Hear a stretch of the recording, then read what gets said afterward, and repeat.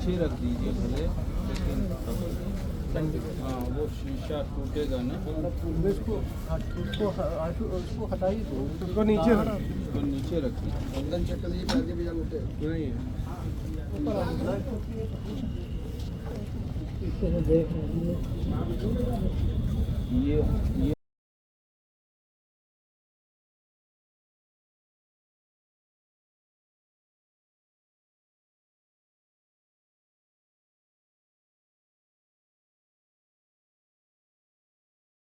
ये उठा दीजिए तो हमको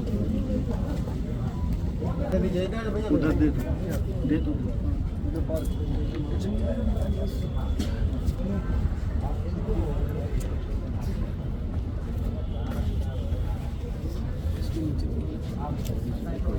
Guys, meeting Umbrigakshan, Sawa Industry Umbrigakshan, Dato Umbrigakshan.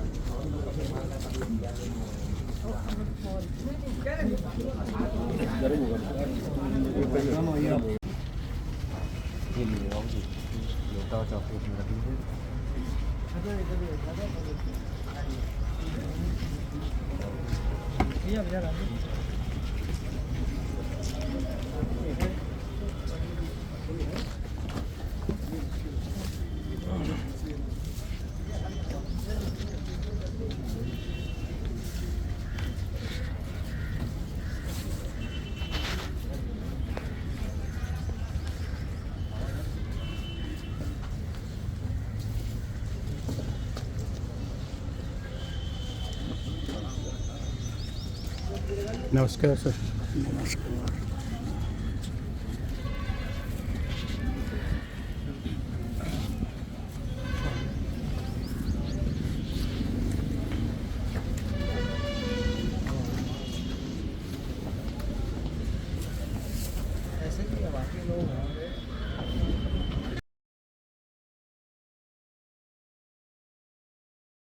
ये सर राजवी सारिया साहब के साथ मैंने कभी काम नहीं किया, नाटक में ख़ास तौर से, फिल्म में किया और डॉक्यूमेंट्री फिल्म में किया। BBC लंदन की फिल्म थी और वहीं से आए हुए थे लोग, BBC से ही आए थे। और इधर राज साहब ने 4-5 साल पहले मुझसे बात की कि वो हीर रांझा करना चाहते हैं और म्यूज़िकल करना चाहते हैं, और मुझे उन्होंने कहा कि आप मेरे साथ जुड़ जाइए। मैंने कहा बिल्कुल मैं जुड़ जाऊंगा, मेरे लिए खुशी की बात होगी। और उसके बाद ये हुआ कि हम लोगों की मुलाकातें रूबरू नहीं हुई, फ़ोन पे ही होती रहीं। और उस बीच आ गया कोरोना, और कोरोना के बाद फिर ऐसा मौका पड़ा ही नहीं कि हम लोग काम शुरू कर पाते। कभी मेरी तबीयत ख़राब, कभी उनकी तबीयत ख़राब, और वो भी अपनी तमन्ना लेके रह गए हीर रांझा करने की, और मैं भी मन महसूस के रह गया कि इतना अच्छा मौका मुझे मिलने वाला था, लेकिन मैं उसको अवेल नहीं कर पाया। और ये अपने आप में एक बहुत ही अच्छा काम होता, और राज साहब जैसा आदमी अगर इस तरह के प्रोडक्शन से जुड़ता ख़ास तौर से, तो आनंद ही था। लेकिन अब नहीं होना था तो नहीं होना था।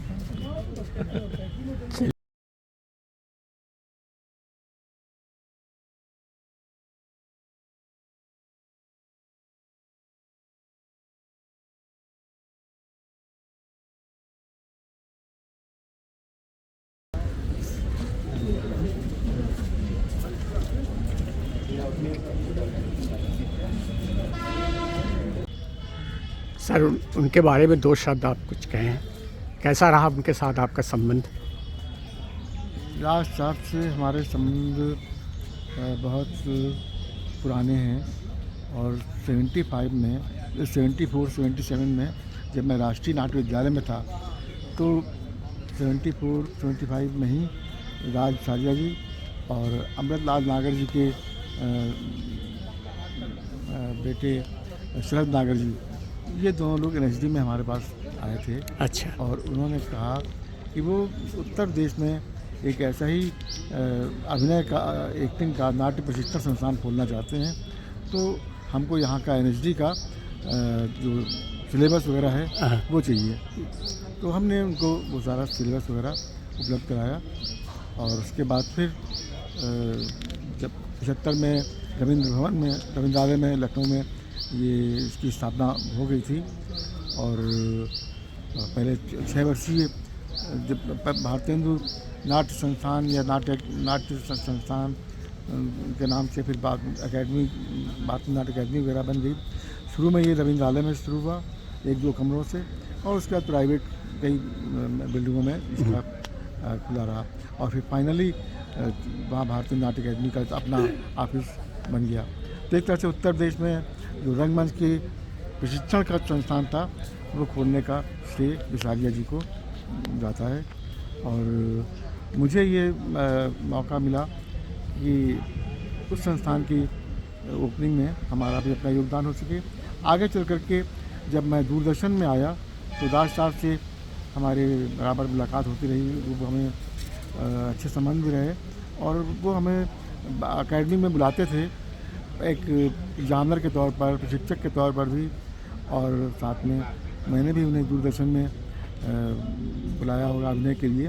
उन्होंने हमारे साथ मैं वो नहीं हूँ में जो मुख्य भूमिका निभाई थी, जो आचार्य अत्रे का बहुत ही मशहूर नाटक है मैं वो नहीं हूँ। आचार्य अत्रे का मराठी नाटक था तोमी नबी, जिसका हिंदी में रूपांतर था मैं वो नहीं हूँ। और एक और उन्होंने किया था हमारे साथ सम्मान, जो कि प्रेमचंद की एक कहानी पर आधारित था और उसमें भी राज साहब ने एक लीड रोल किया था। अच्छा। और भी तो इस तरह से हमारा उनके संबंध जो है काफ़ी अच्छे रहे। हाँ, अच्छे रहे।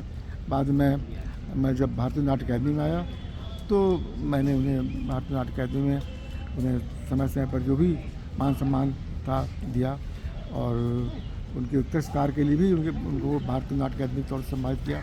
अभी भी जब भी वो हर कभी नाटकों के प्रदर्शनों में या कहीं मुलाकात होती है तो अभी भी वो कहा करते थे कि भाई सुशील अब मैं तो एक्टर हूँ और मुझे एक्टिंग करनी है और तुम कब बना रहे हो फिर से तुम्हारे साथ काम करना है। तो इस तरह से अभी कुछ दिनों पहले ही हमारी उनसे मुलाकात हुई थी और बहुत अच्छी बातें हुई थी। तो वो हमेशा एक यादगार रहेगी उनके साथ में और उनका योगदान कभी भुलाया नहीं जा सकता। Thank you.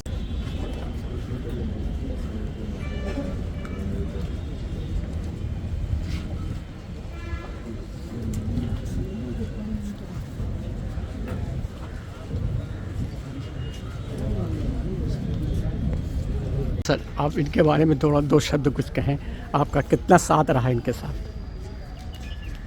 देखिए, मेरा काफ़ी अच्छा साथ रहा, काफ़ी लंबा साथ रहा। कम से कम पिछले 15 वर्षों से तो था पहले भी, लेकिन काम नहीं कर रहा था उनके साथ।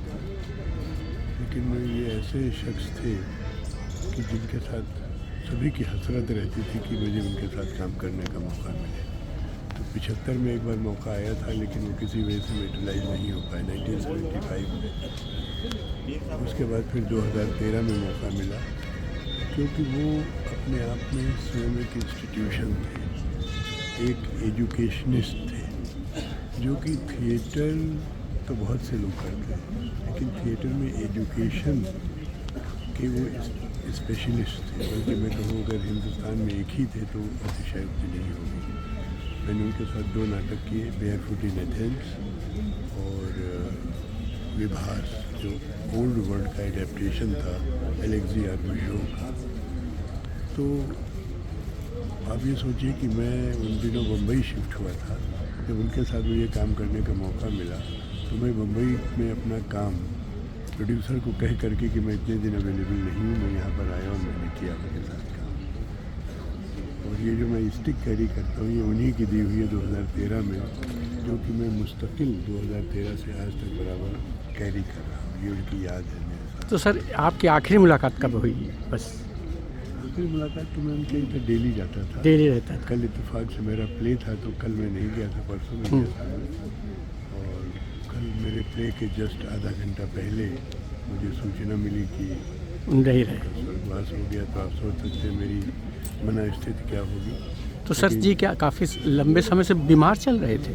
हाँ, इधर काफ़ी दिनों से बीमार थे। उनको एक माइनर ऑपरेशन भी हुआ था पीजीआई में, लेकिन इधर करीब मेरा ख्याल है 10-12 दिन पहले घर आ गए थे। तो मैं बॉम्बे गया हुआ था, फिर जब मैं बॉम्बे से आया तो इधर में लगातार उनसे मिलने जाता था, और जो कंडीशन थी उनकी, उससे ये आभास हो गया था कि अब अंत नहीं, समय आ गया है। लेकिन कुछ भी हो, कष्ट पर तो होता ही है। Thank you.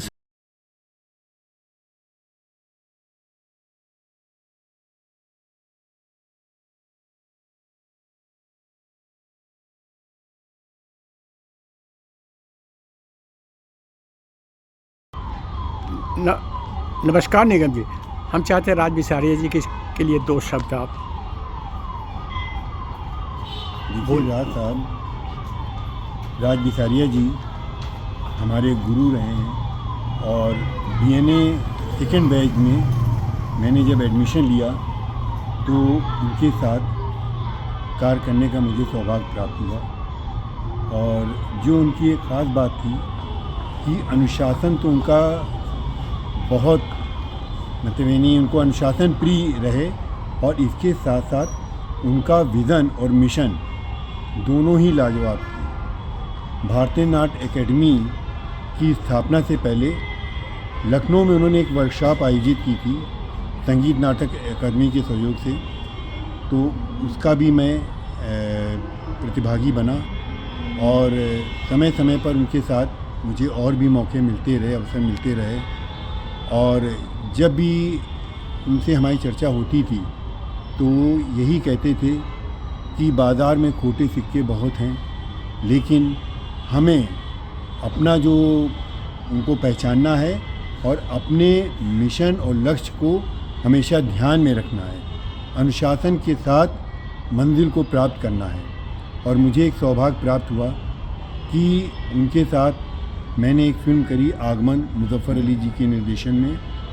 उसमें वो अभिनय कर रहे थे और मैं सहायक निर्देशक के रूप में उस फिल्म में कार्य कर रहा था।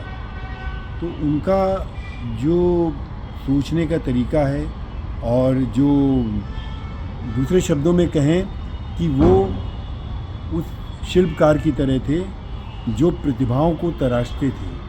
आज वो हमारे बीच नहीं हैं, लेकिन उन्होंने जिन प्रतिभाओं को तराशा वो देश विदेश में उनके नाम को रोशन कर रही है। और वाकई उनका जाना एक युग की समाप्ति है, लेकिन हम ये अच्छी तरह जानते हैं कि उन्होंने जो प्रतिभाओं को तराशा वो उनको हमेशा ज़िंदा रखेंगी।